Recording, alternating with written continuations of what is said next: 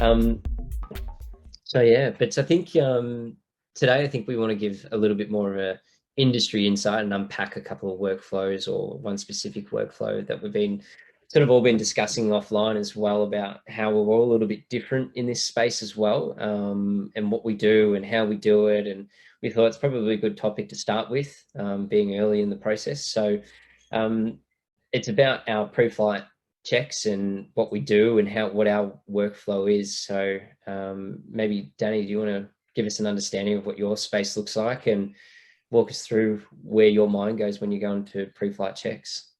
Yeah, look, so a lot of the time, well, majority of my work these days is a lot more telco based. So we're using just standard DJI drones, starting with the little Mavics and whatnot.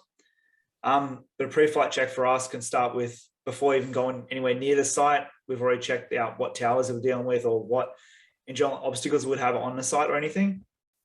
That can be from trees to buildings, privacy issues, and let's call it radio interference. There's multiple websites and apps out there to check interference and see if that's going to issue with your drones or anything. But then once we deal with all that, we go back to our pre-flight checklists of things like, say, just checking the aircraft batteries, knowing that the batteries are completely charged up. Every cell is at, I think it's 4.2 volts from memory.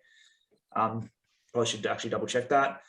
Checking there's no swelling, checking your remotes are actually up to speed, no damage on any of them. Checking the airframe itself for damage, bolts, checking your props, making sure there's no scratches, no cracks or fractures or anything in them. Where can we go from there? So would you say, I think sorry, Ty, but no, you're right. Do you want to go? No, all I was just going to say is maybe it's worth mentioning some of the websites that people can use to get this information, like particularly on the pre-flight side of things with weather and mobile towers and those kind of things. Because I know a lot of people out there. I know I didn't for a long time know how to find the location of mobile towers. So I think that's worth sharing with people as well. Yeah, sweet. So one of the websites I use specifically in Australia here, we use I think it's ACMA. They're the database for all forms of communications and frequencies for pretty much anything in Australia. That can lead down to, you can double check the actual tower specifically on every site, what might interrupt the drone. One of the other issues or reasons why we use the Mavic 2 for most of this work, or anything with OcuSync, proprietary DJI technology, is it's able to switch the bands it actually uses to communicate with your remote. So even if it does come into interference areas, it switches to a different band and can counteract that interference. Which is quite useful. Definitely is. Definitely useful. I'm actually surprised you're using Mavic 2. Typically, how far away are you from the antennas? Anywhere between 3 to 5 meters is a good safe distance, I'd like to say, especially if there's magpies or crows around in Australia. You want to be a little bit safe distance, but it all comes down to the quality of what the customer is actually after, or what they're trying to do with the model or the data itself. Then, as Ty mentioned, one of the other aspects is the weather, because if it's a bright sunny day, photogrammetry might not be the best option for you, or if it's cloudy and sunny, that can throw off a model pretty quickly. We can deal with what I was dealing with this morning, trying to do a bit of a test, and end of the day, the wind and obviously the potential of like rain and storms. But I was off to do a test this morning and trying to beat the weather, and the weather came in a lot quicker than I had planned. So, but I think mentioning the fact that we need to be aware of what the weather is doing, because for those of you who don't fly out there or who are maybe just interested in it all, there is limitations with wind and stuff that drones can handle, and different size drones, etc. You need to be aware of those. You need to know the maximum speed your drone can actually handle.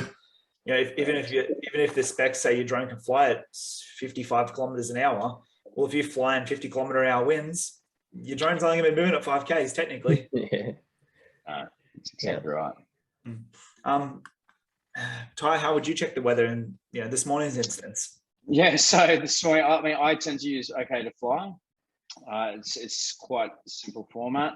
It's a matter of for those of you out there listening, by the way, that's okaytofly.com. It's a pretty simple system to literally jump on, put in your address or your location of where you're going to shoot, and it will literally give you, I think it's by the hour, of wind and weather updates, and actually specifically lets you know if it's going to be safe to fly or not. If it's safe, they'll always, from memory, they come up in blue or green. If it's a little bit, to be on the cautionary side, you usually find the yellow and orange. And obviously, if they come up red for that hour, you're not flying anywhere. So it's a simple system, but it's a very valuable system. I mean, there's lots of ways out there to check your weather. I mean, I've got a few other apps I use on my phone that give me wind directions and speeds and things like that as well. But definitely okay to fly in the pre-flight planning. Okay to fly is my go-to. Definitely. And is it spelt like okay, then the number 2 or TO or? Fair call. It's actually okay, as in okay, and then TO fly.com. Okay. So not the digit, the word. Good to know, because the OK number 2 fly is actually a CASA-based website for checking airspace that is a valuable asset for our pre-flight check. It's also valuable. Very valuable. Yeah, very valuable.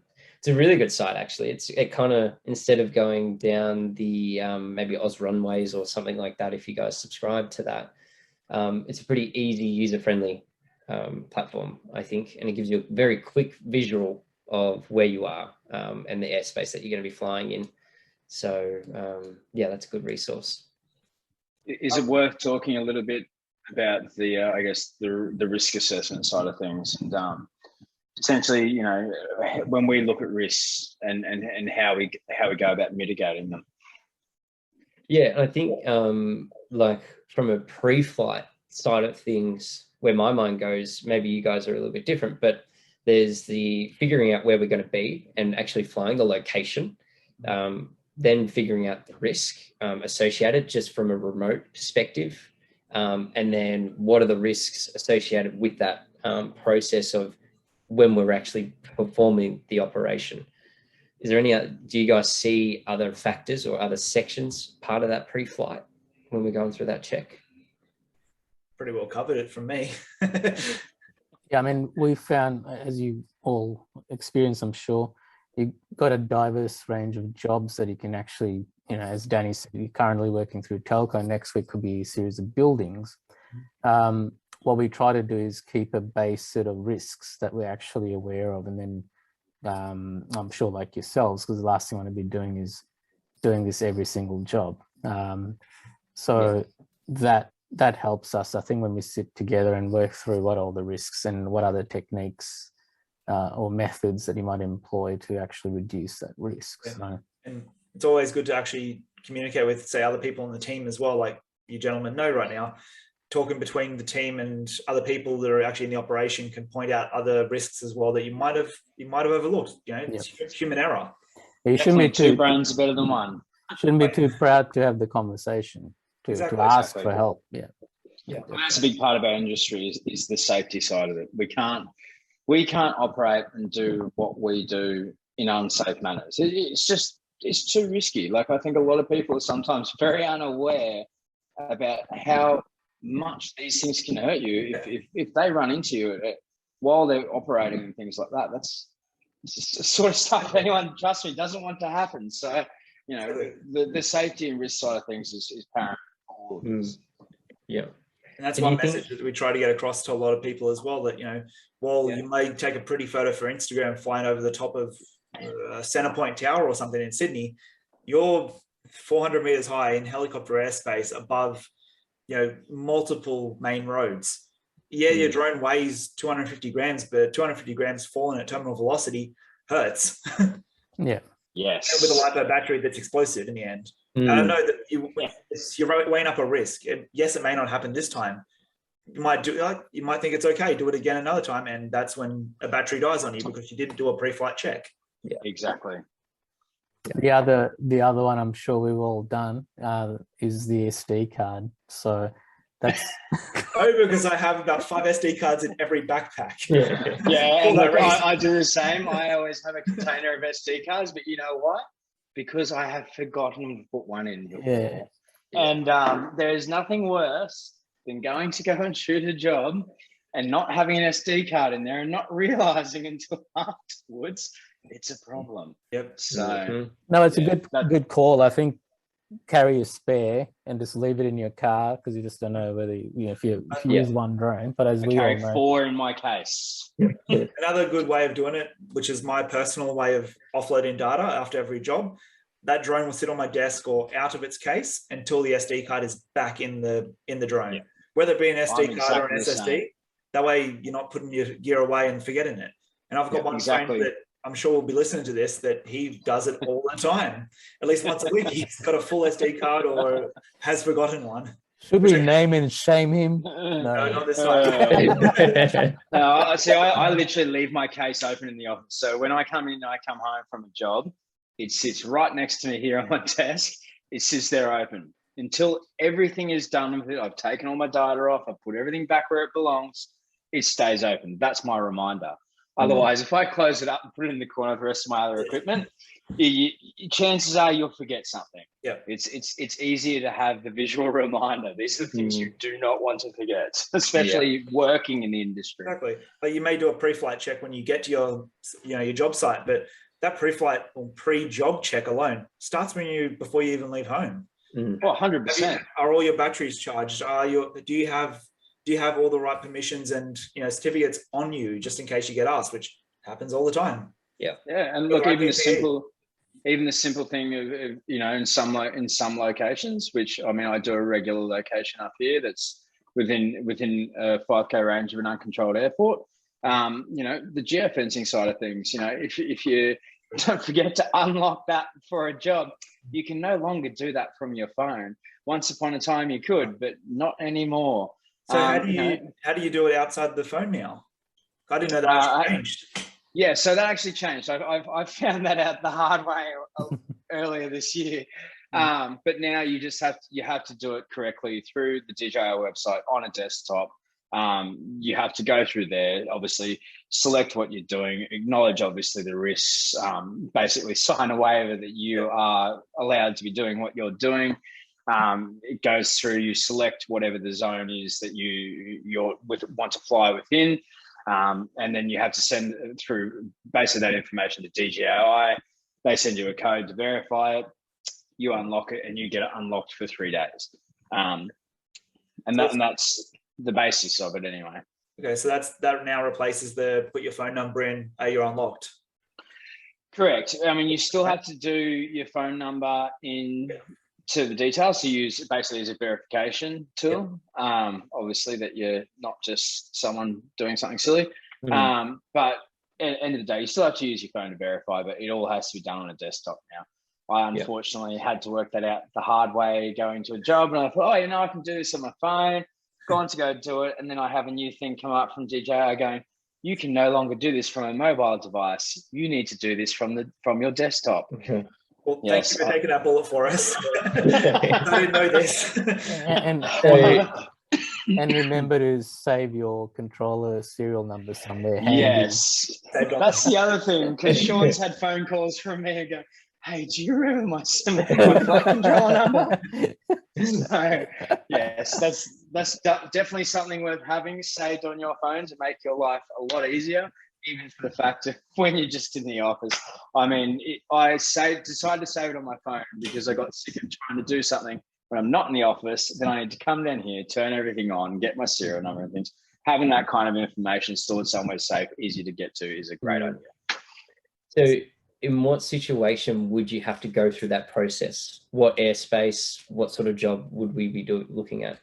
So for example, the one that I do it with regularly, we do progress shots for a company up here that's building new housing estates. One of the biggest housing estates in the Sunshine Coast at the moment, which they've been building, it's a 20-year plan, I believe, is Aura. It sits next to the Caloundra Airport, which is an uncontrolled airport. It is just more for a lot of training flights and skydiving, I believe. It has a lot out there. But obviously it's within 5K range where the estate is. So obviously they need these shots, and it has to be done. That's where I go out there. I unlock it. I obviously still, there are some restrictions. Like I can't just unlock it and go and fly wherever I like and whatever height I like, because that's not the case. You still have to mitigate the risk. So for us, for example, we originally flew at 60 meters. The client wanted us a little bit higher. We limited that to 80 meters. We're not in a direct runoff from the runway, so that's okay. But again, we have to be very aware. Obviously there's a lot of light planes around in that area. If you hit them in the air, the safest thing you can do is come to the ground and wait till they're gone. But again, that's something we do as professionals on the recreational sense. Don't go doing it.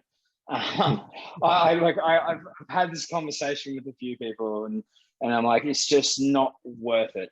If it goes wrong and you aren't aware of what you're doing, just picture a drone going through a plane motor or through a helicopter motor or anything like that. The end result is not going to be a good thing. How can things go wrong, Ty? In what sense? Just in overall? Your general operation, what's something that could go wrong that could cause the drone to go into a plane engine of some sort? Oh, look, if for one, you're not doing a visual line of sight, and that's also a big issue, because you should be able to see the problems, whether it's a helicopter or a light plane or anything like that. I actually haven't heard of anyone running into them and having that problem, but I'm sure it has happened. The best way to avoid them is obviously is radios for your CTAFs and for radio towers. They can keep you informed. Obviously, with the uncontrolled airspace, they actually don't have a tower there.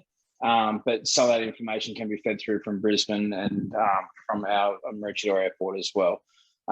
They're probably your best ways to try and avoid those problems in the air, is your eyes and your ears. It's literally as simple as that. A good example of a airspace that has become a problem on the Sunshine Coast is Point Cartwright. People don't know the area. It's basically a far point on our coastline. It's a great shot to get drone photos. You can get beautiful shots of the coast, but they've now decided to ban drones up there for the primary reason that the Coast Guard fly in through there. Obviously, you get the lifeguard chopper doing their thing, but you get the Coast Guard coming through there as well. Now, this is obviously well before they banned this, but I actually managed to get up on there before they did that and got an absolute stunning shot of the coast, which actually got in papers too. I was quite happy about that. But end of the day, I came into land. Now, when I came into land, I came in, did my job, landed correctly. I got to the ground, and literally, I'd say within probably 30 seconds of me landing, chopper came flying around the point at a very low height to come in and land at the Coast Guard headquarters, which is just literally down the road from where I am. And it was becoming blindly aware to powers that be up here that something bad was going to happen. After that flight for me, I personally just did not want to go near Point Cartwright with a drone. I mean, chopper pilots consistently say it is one of their biggest fears, because light planes and things like that, there's a chance it might not come out of the sky if it hits it. But a chopper, and you hit it, it goes through a rotor, that chopper's coming down. There is no contingency plan there. So, it's just something people need to be so aware of, is the airspace around them. Yeah.